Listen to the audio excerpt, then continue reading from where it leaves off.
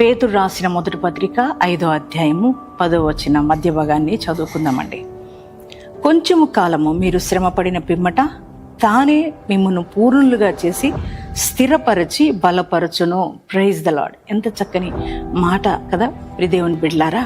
మరి నేను ప్రభుని నమ్ముకున్నాను, దేవుణ్ణి ఆరాధిస్తున్నాను, మరి నేను నీతిగానే బ్రతుకుతున్నాను, మరి నాకే ఎందుకు ఈ కష్టాలు, నాకే ఎందుకు ఈ బాధలు, నాకే ఎందుకు శోధనలని ఒకవేళ బాధపడుతూ కృంగిపోయి ఉన్నావేమో నానా. ఈరోజు ఉదయకాలం నీ ప్రభు నీతో మాట్లాడుతున్న మాట. ఆయన అంటున్నారు కదా, కొంచెము కాలమే నీకు శ్రమ, కొంచెము కాలమే నీకు ఇబ్బంది, కొంచెం కాలమే నీకు వేదన, తర్వాత నీ దేవుడు నిన్ను సంపూర్ణంగా చేసి నిన్ను స్థిరపరిచి ఆయన నిన్ను బలపరుస్తానని వాగ్దానం ఇస్తున్నాడు. ఈ వాగ్దానం బట్టి ధైర్యం తెచ్చుకో, యేసయ్య మాట నమ్ము, ఈ వాగ్దానం ఎత్తిపట్టి ప్రార్థన చేసుకో. దేవుడు నిండైన ఆశీర్వాదాలతో నింపబోతున్నాడు. ఎంతమంది ఈ వాగ్దానం రిసీవ్ చేసుకున్నారో మీ అందరి జీవితాల్లో ఈ వాగ్దానం నెరవేర్చబడును గాక.